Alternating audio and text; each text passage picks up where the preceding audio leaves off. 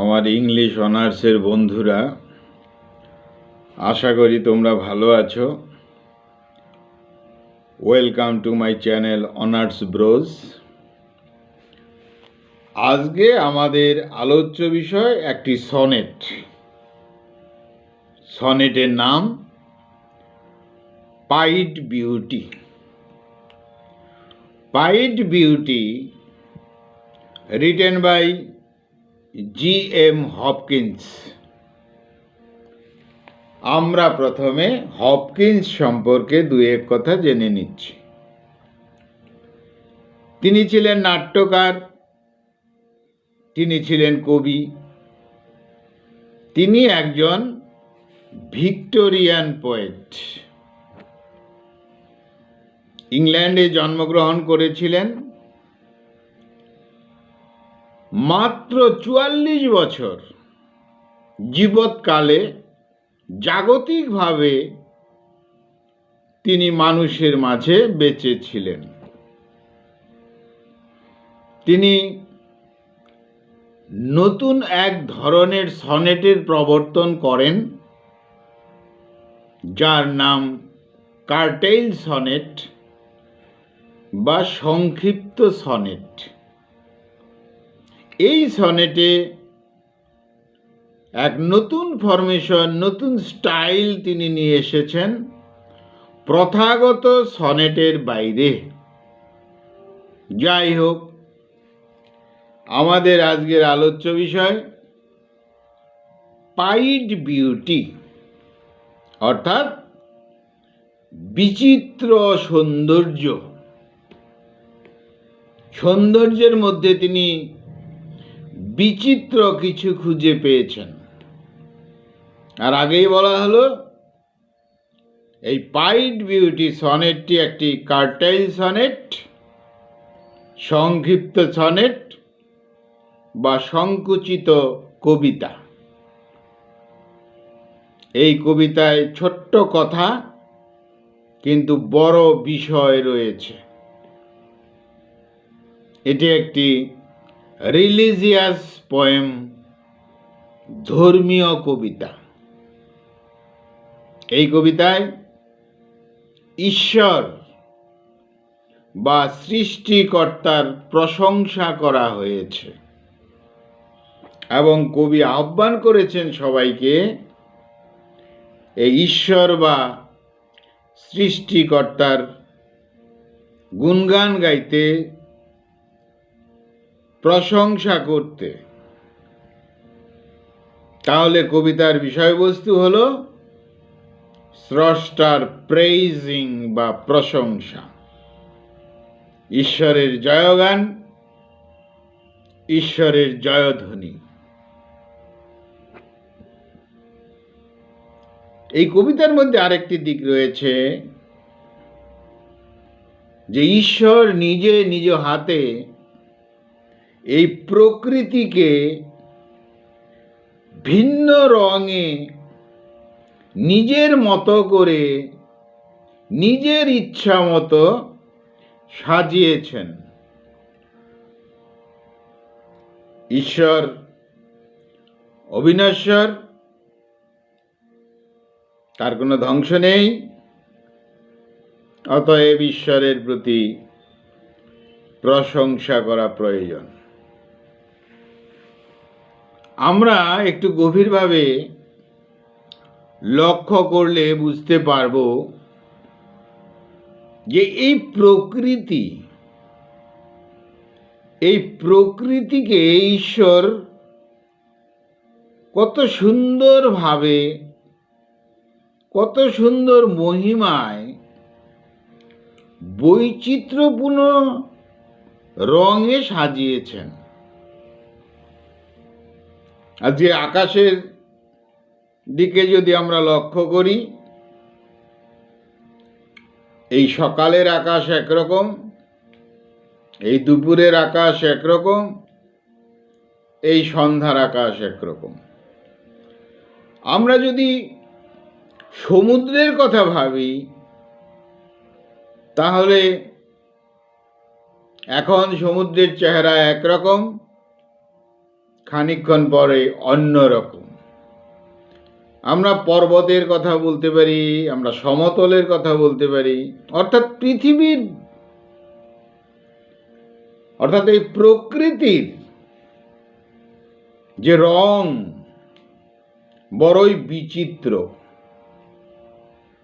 পরিবর্তনশীল, কত সুন্দরভাবে, কত সুন্দর মহিমায়,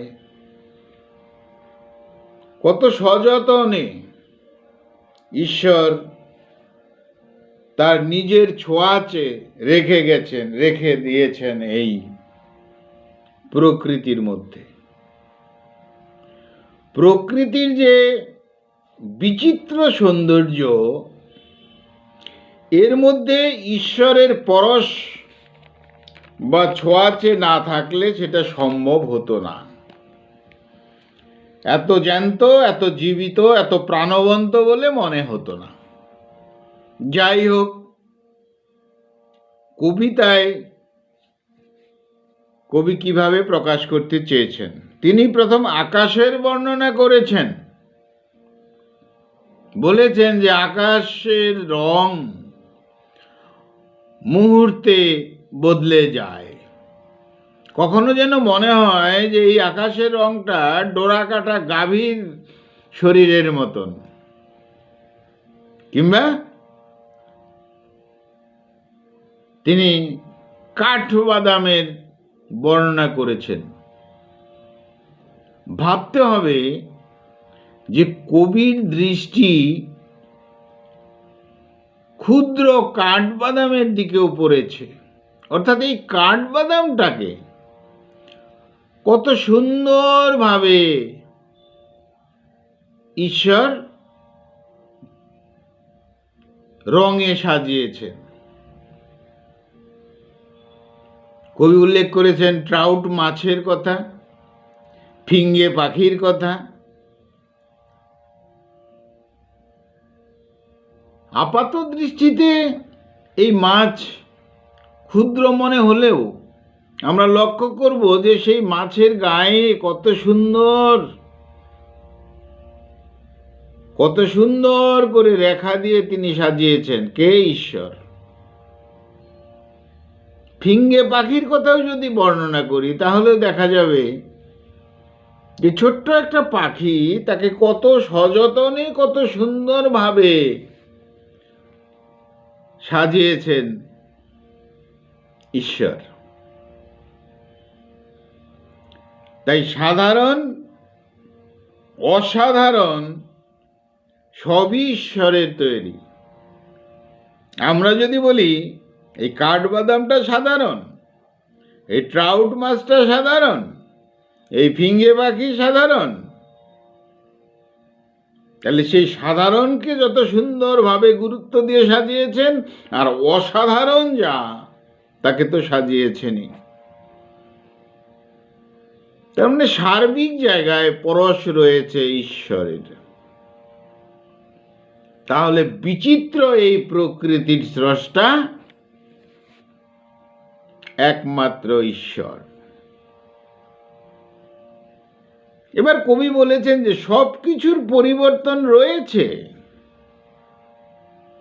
সব কিছুর পরিবর্তন রয়েছে। ঈশ্বর যা তৈরি করেছেন সব কিছুর পরিবর্তন রয়েছে। তিনি যেন একটা এই ধর্মেই তৈরি করেছেন, এই নীতিতেই তৈরি করেছেন যে পরিবর্তিত হবে, এইসবের পরিবর্তন হবে, পৃথিবীর পরিবর্তন হবে, প্রকৃতির পরিবর্তন হবে, কিন্তু শুধু একজন অপরিবর্তিত থাকবে, তিনি হলেন স্রষ্টা, তিনি হলেন ঈশ্বর। কবি এবার বর্ণনা করেছেন এক থেকে অপরের অপোজিট কিছু, বিপরীত কিছু, যেমন যেমন দিন এত সুন্দর, তার সঙ্গে রাত রয়েছে, ভালো রয়েছে, সঙ্গে মন্দ রয়েছে, মিষ্টি রয়েছে, তেতো রয়েছে, দ্রুত কোনো বিষয় রয়েছে, আবার ধীরগতির কিছু রয়েছে। অর্থাৎ বিপরীত সব কিছুই রয়েছে, প্রকৃতিতে সৌন্দর্যে ভরা। এই সব কিছুরই পরিবর্তন হয়, এমনকি সময়েরও পরিবর্তন হয়। একমাত্র স্রষ্টা অবিনশ্বর, তার অতীত যেমন, তার বর্তমানও যেমন, তার ভবিষ্যৎও তেমন। তাই কবি আহ্বান করেছেন স্রষ্টার জয়গান করতে, তার প্রার্থনা করতে। কবি মুগ্ধ হয়েছেন ঈশ্বরের সৃষ্ট এই বিচিত্র, সকল সৃষ্টি যেন বিচিত্র, আর এই বিচিত্র কিছুর যে স্রষ্টা যিনি, তার তো জয়গান করতেই হয়।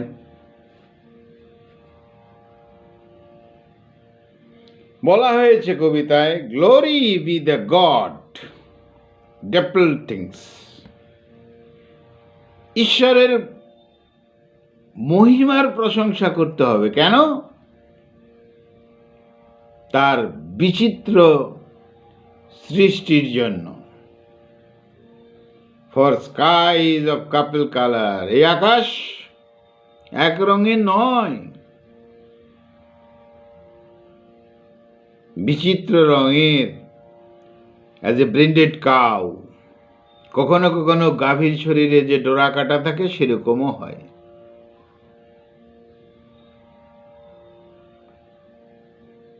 কত গভীরভাবে ভেবেছেন কবি। বলেছেন, ফর রোজ মোলস,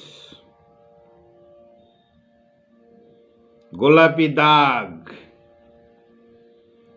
গোলাপি দাগ রয়েছে কোথায়? আপন ট্রাউট, ওই মাছের গায়ে। ক্ষুদ্র ভাবলে চলবে না। সাধারণ অসাধারণ সবকিছু ঈশ্বর তৈরি করেছেন।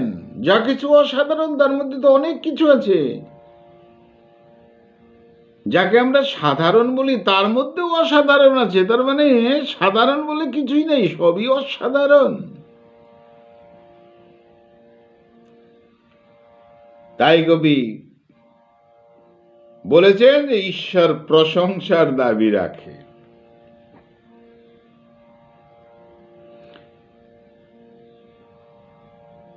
এই ফিঙে পাখির ডানায় বাদামি রঙের দাগ, কত বড় কারিগর ঈশ্বর, ভাবা যায়? পাহাড় পর্বত, সৌন্দর্য, সমস্ত দৃশ্য যেন তিনি অঙ্কন করে রেখেছেন, একজন চিত্রকর। তাহলে ঈশ্বরকে যেমন কারিগর হিসাবে পাওয়া গেল, তেমন শিল্পী হিসেবেও পাওয়া গেল। ভাববারই তো কথা। মানুষ বা প্রাণী সৃষ্টি করেছেন ঈশ্বর, ভাবা যায়?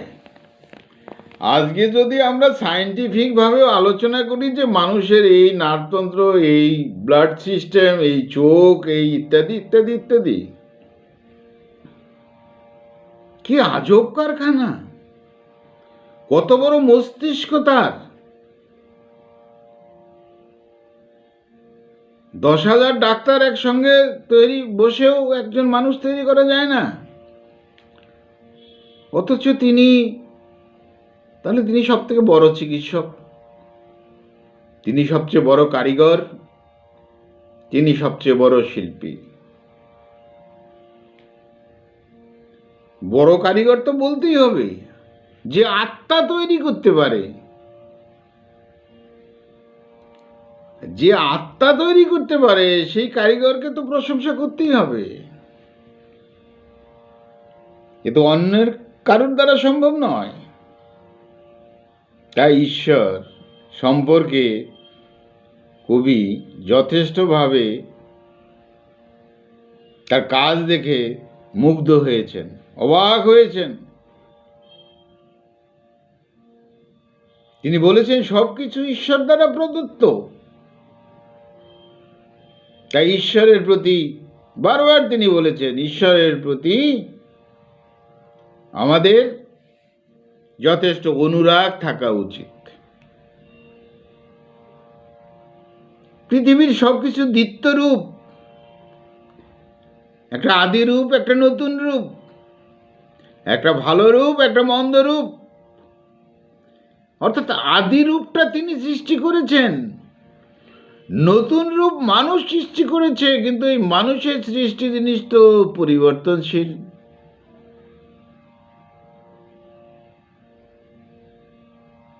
আদি বিষয়টাও পরিবর্তনশীল, কিন্তু নতুন বিষয়টা তো ভঙ্গুর। তাহলে আদি বিষয়কে তৈরি করেছেন ঈশ্বর, আর কৃত্রিম বিষয়কে তৈরি করেছেন মানুষ। সবকিছুই পরিবর্তনশীল।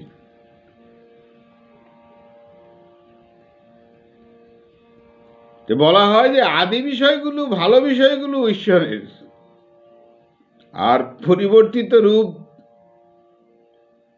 মানুষ যেগুলো দিয়েছে সেগুলো তো অবশ্যই পরিবর্তনশীল, অবশ্যই ভঙ্গুর। মানুষের পক্ষে অবিনশ্বর কিছু তৈরি করা সম্ভব নয়, কারণ মানুষের অবিনশ্বর কিছু তৈরি করার কোনো ক্ষমতাই নাই। কত রহস্য রেখেছেন ঈশ্বর তার সৃষ্টির মধ্যে, আত্মা। এই রহস্য আমাদের মস্তিষ্কে আসে না, মৃত্যু তারপর আসে না। এইসবের এত বড় কারিগর, এই রহস্যের স্রষ্টা, তাকে তো হৃদয় ভরে ভালোবাসাই উচিত।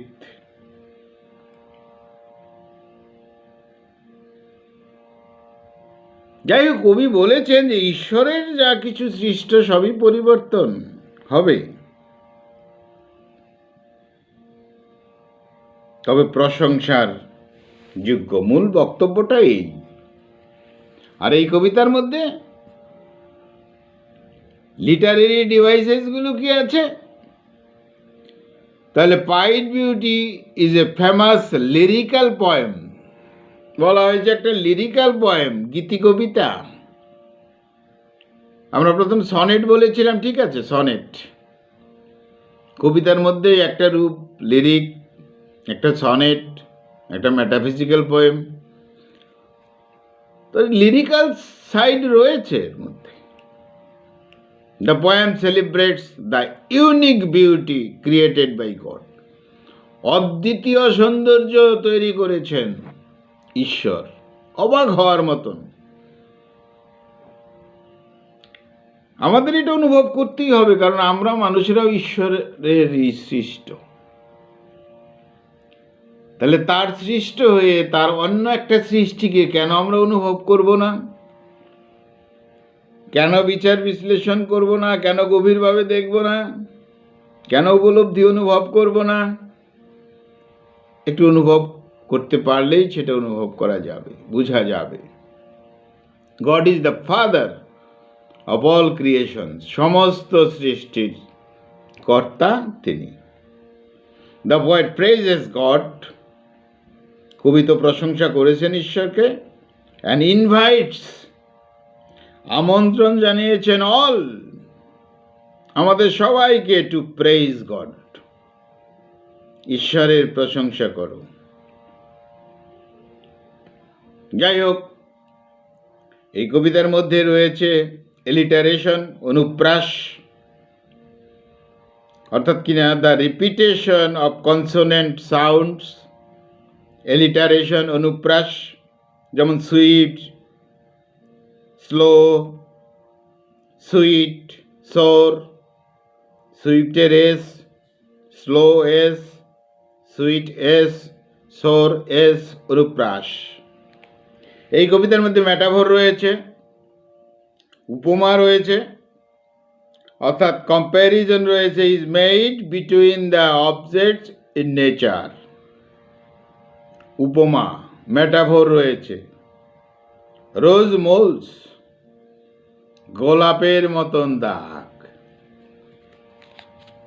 মাছের যে দাগ সেটা গোলাপের মতন ভাবা যায়।